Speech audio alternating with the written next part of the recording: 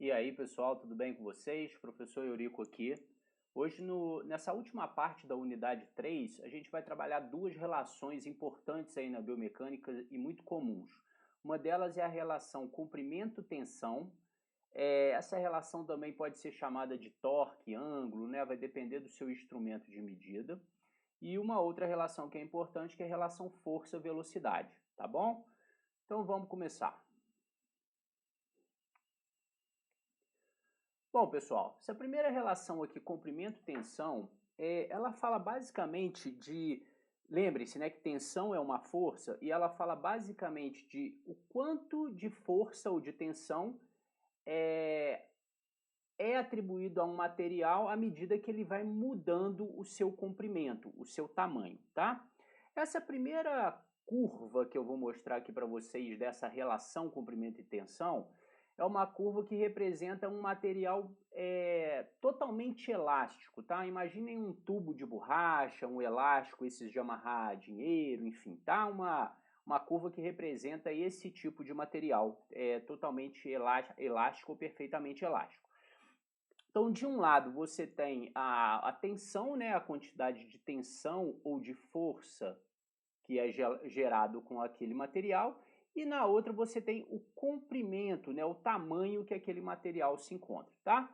Quando começa aqui, ó, vou chamar isso aqui de ponto zero, tá? Nesse ponto, o material está no seu comprimento de repouso. Então, imagina que você pegou um tubo de borracha, colocou ele em cima da mesa, ele está ali paradinho. Então, nesse ponto zero ali, ele está no comprimento original dele e ele está sem gerar nenhuma tensão, nenhuma força está sendo exercida ali com ele, tá? À medida que eu pego esse material e começo a deformá-lo, então imagina que eu peguei o tubo de borracha e comecei a esticar esse tubo de borracha. À medida que eu vou aumentando o comprimento dele, o tamanho dele, a tensão nesse material vai aumentando. Por quê? Você tem uma energia elástica aí, e essa energia elástica que vai se acumulando, ela quer fazer com que o material retorne à posição inicial. Tanto é verdade que você vai reparar que quanto mais você muda o comprimento, aumenta o comprimento dessa estrutura, dessa borracha, desse elástico, mais força você tem que fazer, porque mais tensão ela está gerando, mais força para voltar ao comprimento original ela está fazendo, tá bom? A elasticidade, essa propriedade chamada elasticidade, ela se refere ao quanto que um material, após ser deformado, consegue retornar ao comprimento original. Então imagine que eu peguei aquele tubo de borracha, deformei, né? Então comecei a aumentar o comprimento dele. Ele quer retornar ao comprimento original. Na hora que eu solto, ele retorna imediatamente, tá? Ele pode retornar imediatamente ao comprimento original se eu mudei esse comprimento dele até uma área, né, uma zona ali que a gente chama de fluxo elástico. Então, enquanto eu não passei desse fluxo elástico, quando eu interromper essa força externa que está mudando o comprimento dele, ele retorna ao comprimento original, tá bom? E vocês vão reparar que para um material perfeitamente elástico, essa relação de aumento de comprimento para aumento de tensão, ele é praticamente 1 para 1. O que eu quero dizer com ele? Olha aqui no gráfico. Ó. Vamos supor que eu aumentei o comprimento dele até aqui. Então ele partiu do zero, do comprimento de repouso dele, e foi aumentando, eu aumentei o comprimento dele até chegar aqui. Quando ele chegou aqui, a quantidade de tensão que ele estava gerando era aquela ali, ó. Então essa quantidade de tensão que ele aumentou aqui, ó, é muito parecida com o tamanho que eu mudei dele, tá? Então é uma relação mais ou menos 1 para 1. Isso vai acontecer enquanto eu estiver nessa zona de fluxo elástico, tá? Então aqui eu aumentei mais o comprimento, ela aumenta proporcionalmente essa tensão, tá bom? Então, eu coloquei ali um músculo, o ideal era que tivesse um tubo de borracha ali, tá? Então, naquele comprimento de repouso, quando eu mudo o comprimento dele até a zona de ponto elástico ali, que nós chamamos de ponto de rendimento, se eu cesso a tensão ali, ele retorna ao comprimento original. Essa propriedade é chamada elasticidade, tá bom?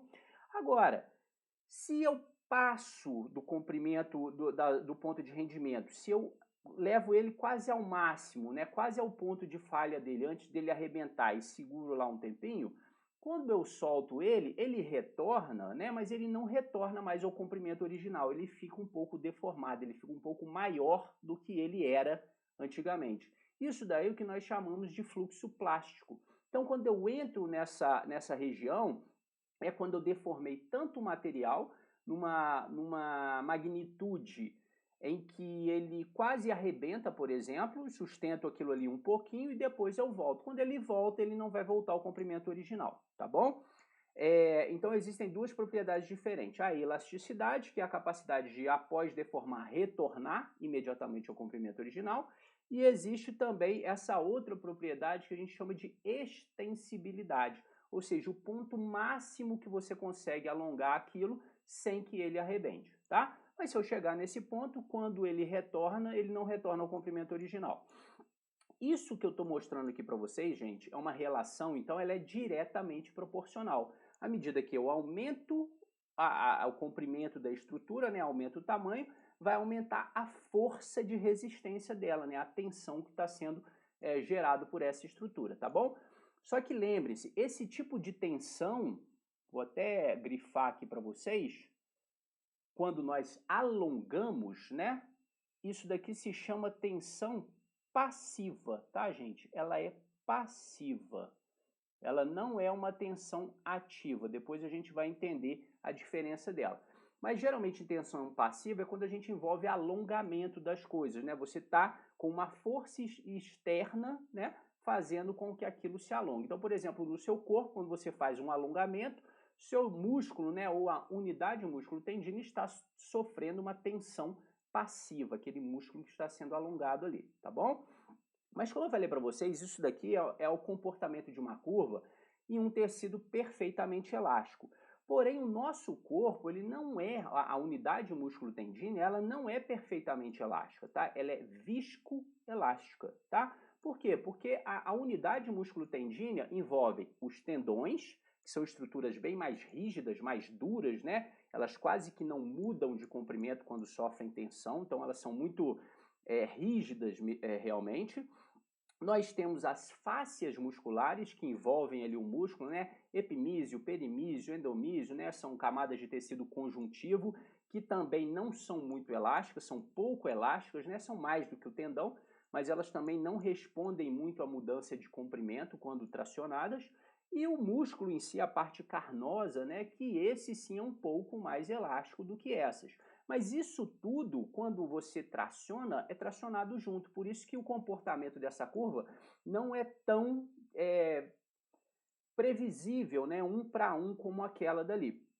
Então, no nosso músculo é mais ou menos isso daqui que acontece, tá? Primeira coisa no nosso músculo é o seguinte, o músculo quando ele sofre uma tensão passiva, ou seja, alonguei o músculo, né? Veio alguém aqui, ó, alonguei o meu tríceps, né? Eu estou aumentando o comprimento dele. É uma força externa, né? Ou seja, minha própria mão aqui, né, fazendo com que o tríceps se alongue, por exemplo, puxando ele, né, aumentando o comprimento dele. Isso é uma tensão passiva. Nos meus músculos, eu nunca vou ter aquele comportamento de elasticidade dele retornar imediatamente ao comprimento original. Sempre quando eu faço isso, ele retorna devagarzinho até o comprimento original. Ele não retorna imediatamente ao comprimento original, tá?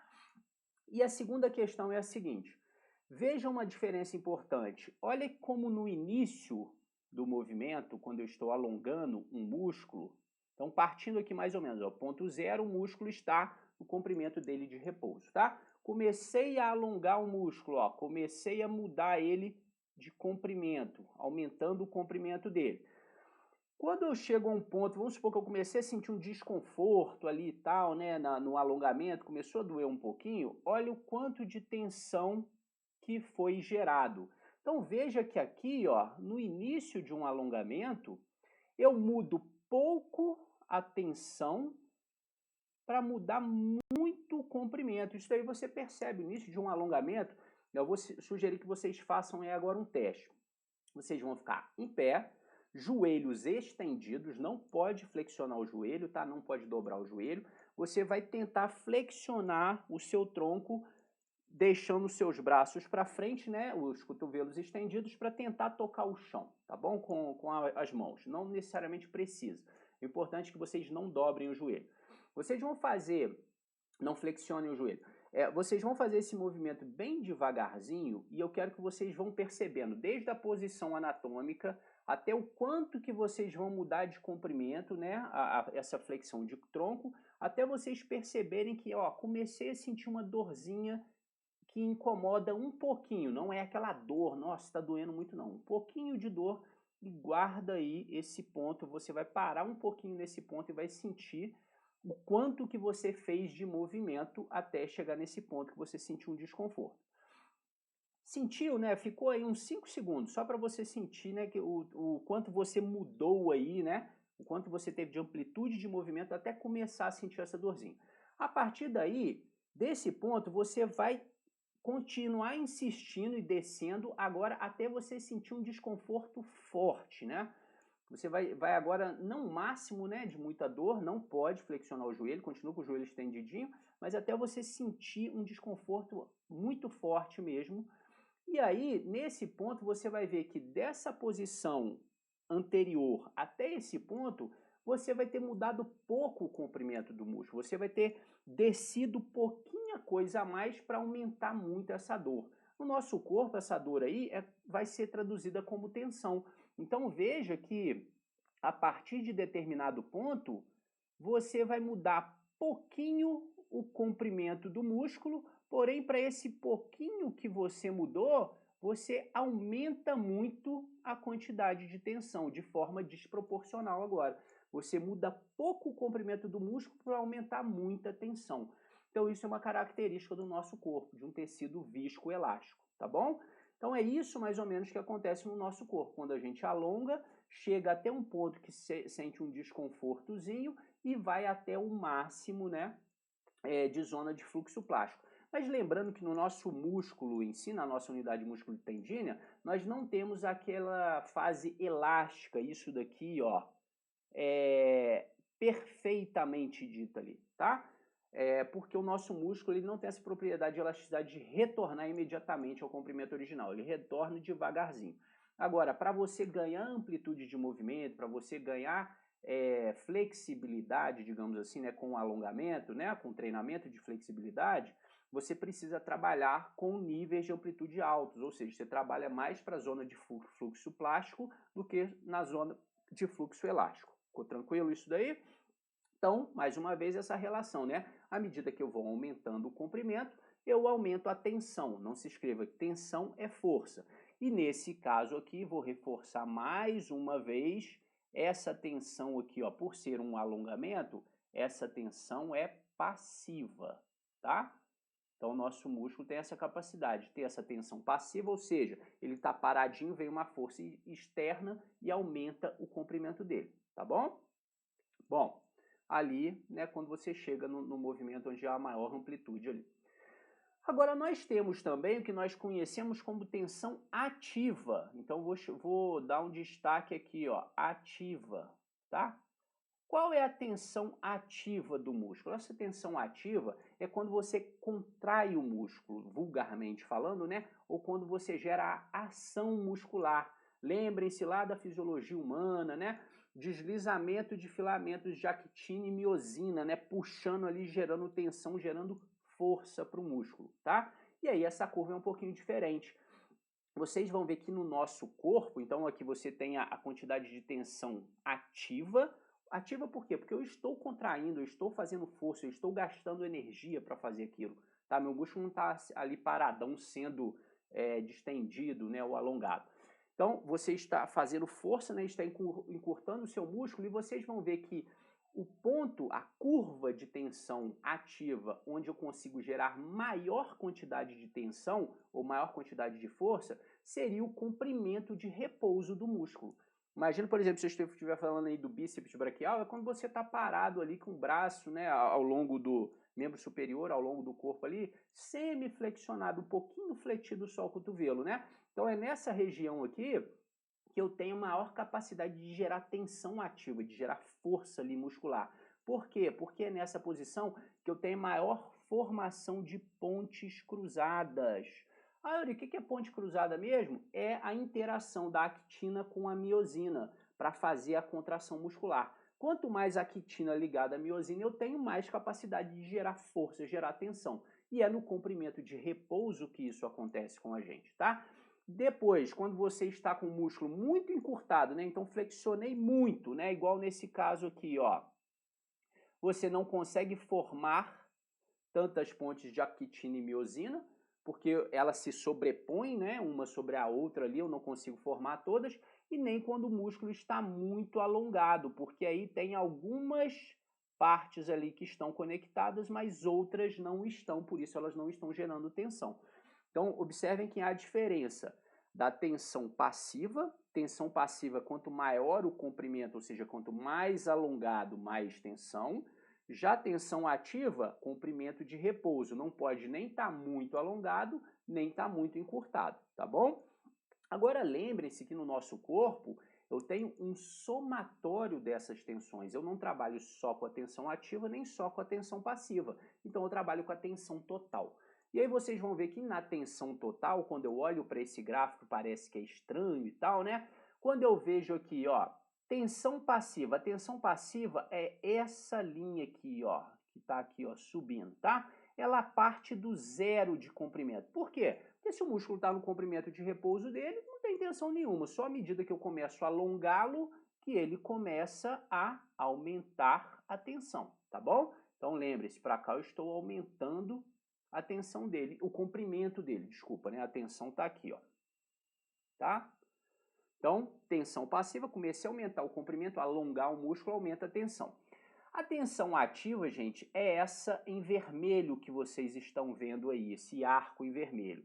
Veja, músculo muito encurtado não gera muita tensão, chega no pico onde ele está no comprimento de repouso, né, o pico de tensão ali, ó, quando ele está no comprimento de repouso, e depois essa tensão vai caindo novamente à medida que ele começa a ser alongado, tá? Porém, a tensão total, como é um somatório dessas duas tensões, vai ser essa curva aqui, ó. Então você vai perceber que, em geral, músculo, quando ele está na posição mais alongada, você consegue fazer mais força do que se ele estivesse em uma posição mais encurtada. Por quê?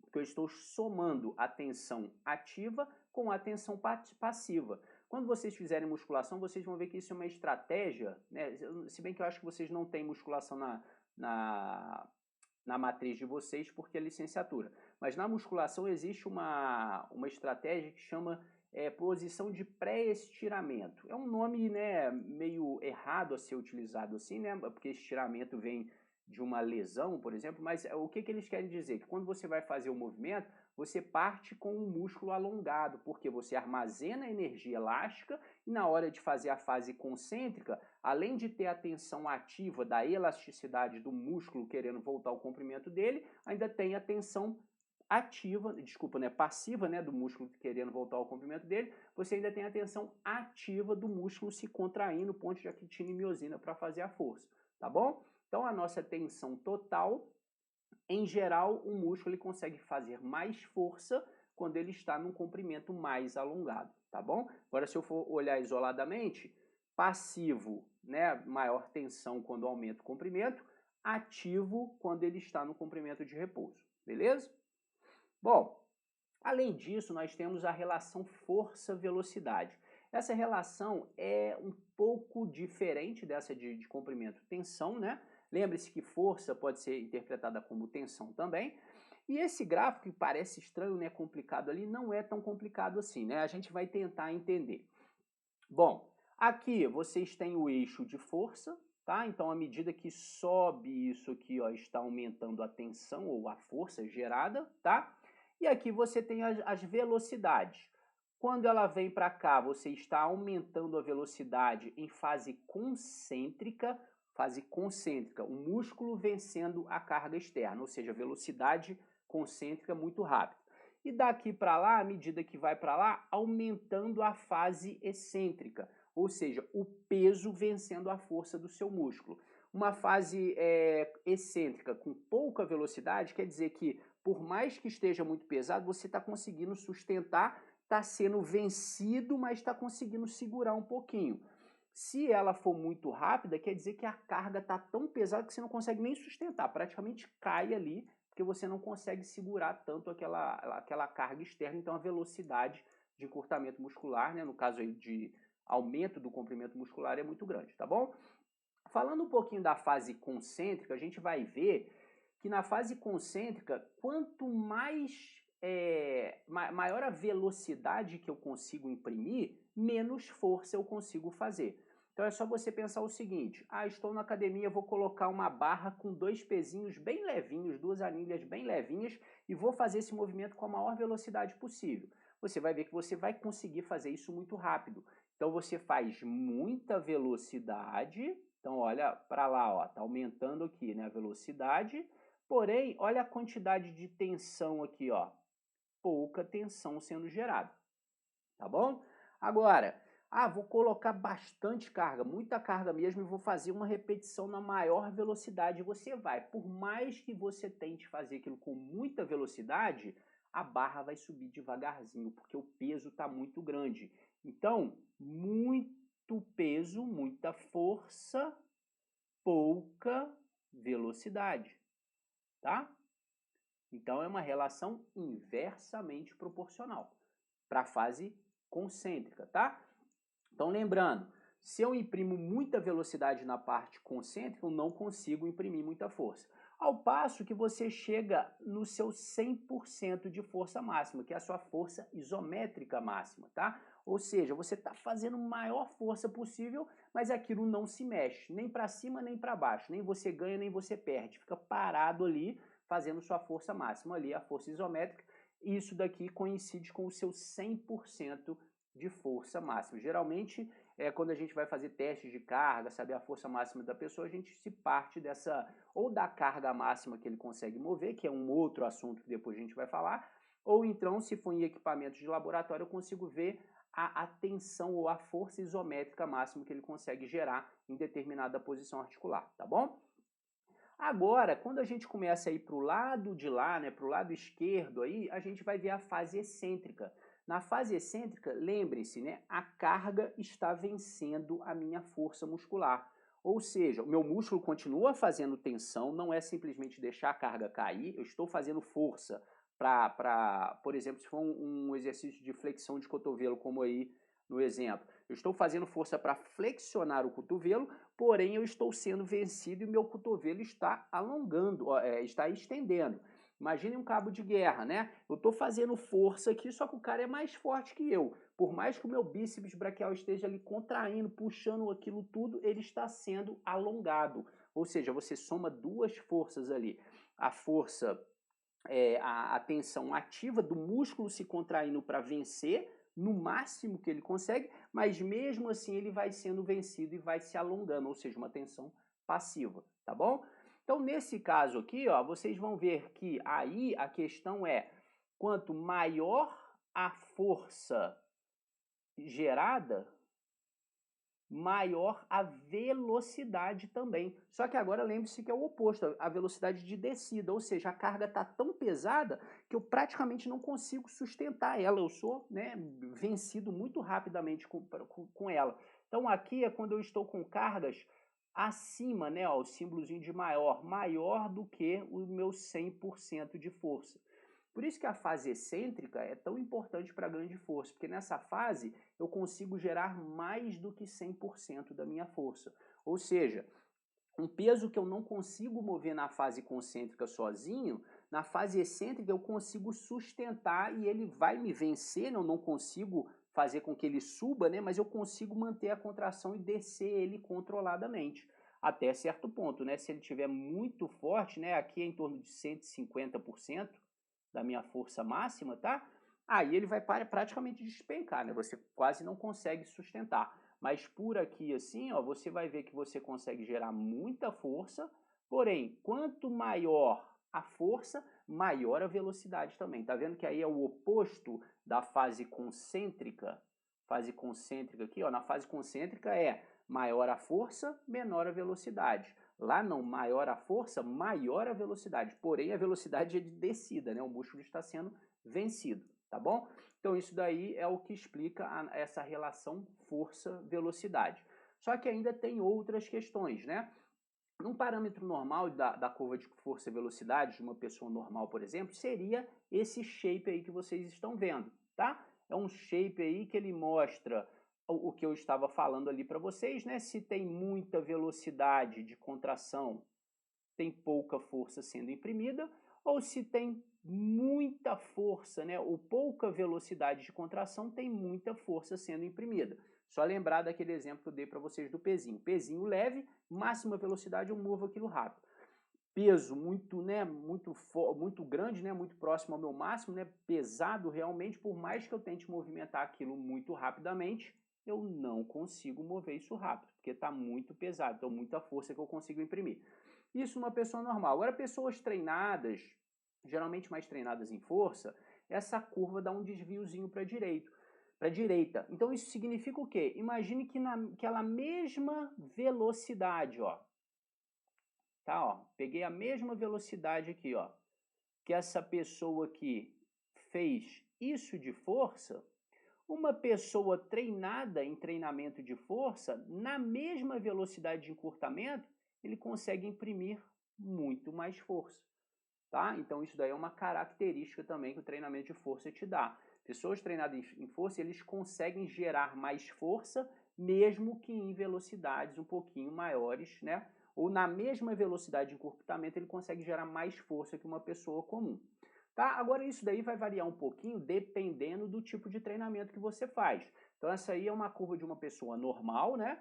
Essa daqui é de uma pessoa que faz treinamento de força e essa daqui é uma pessoa que faz treinamento de velocidade, de potência, né? De fazer movimentos muito rápidos. Então observem, né? Vou pegar um exemplo aqui, ó, onde eles estão se encontrando aqui, né? Opa, desculpa. Voltei. Então imaginem o seguinte, uma pessoa que treina força, né? Vamos pegar uma pessoa que treina força aqui, ó. Essa pessoa nessa posição aqui, ó, que eu tenho essa velocidade, uma velocidade, né, relativamente média ali de encurtamento do músculo, eu gero isso de tensão. Veja que para essa mesma velocidade, uma pessoa que treina velocidade pura, ela consegue gerar mais tensão, tá?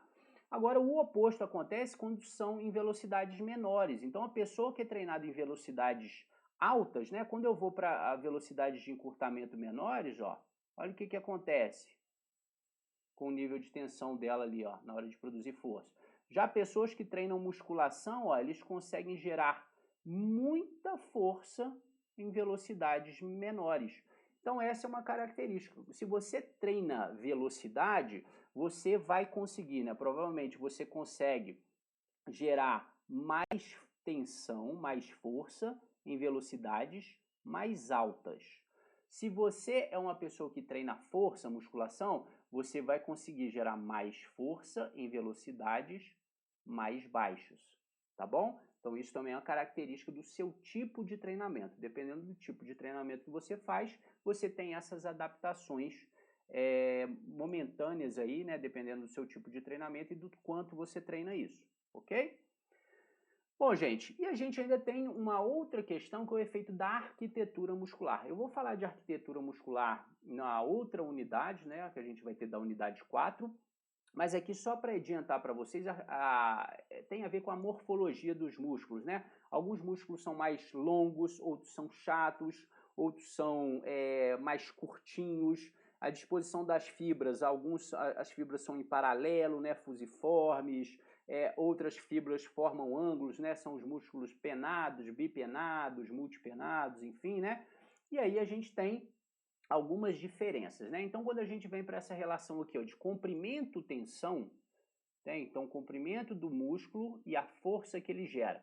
Você vai ver que esses músculos que têm fibras mais curtas, eles são mais largos, né? Então, o exemplo aí do glúteo máximo, por exemplo, ele é um músculo que ele tem uma área de secção transversa fisiológica muito grande. Essa área de secção transversa fisiológica é como se eu pegasse todas as fibras desse músculo aqui, ó, fizesse um corte assim nela, tá?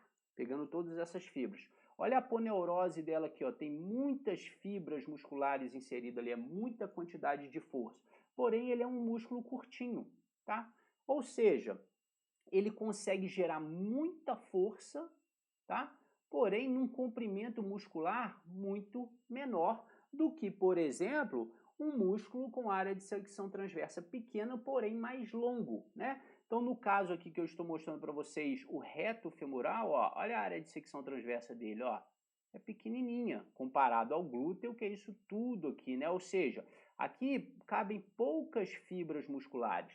Porém, olha o tamanho dele, ó, ele é muito comprido, tá? Então, o pico de tensão dele é muito menor, né, do que um músculo largo, né, como o glúteo máximo, por exemplo, porém, ele gera muito menos tensão, tá? Então, ele gera mais a tensão em um comprimento maior, porém, ele gera muito menos tensão do que esses músculos.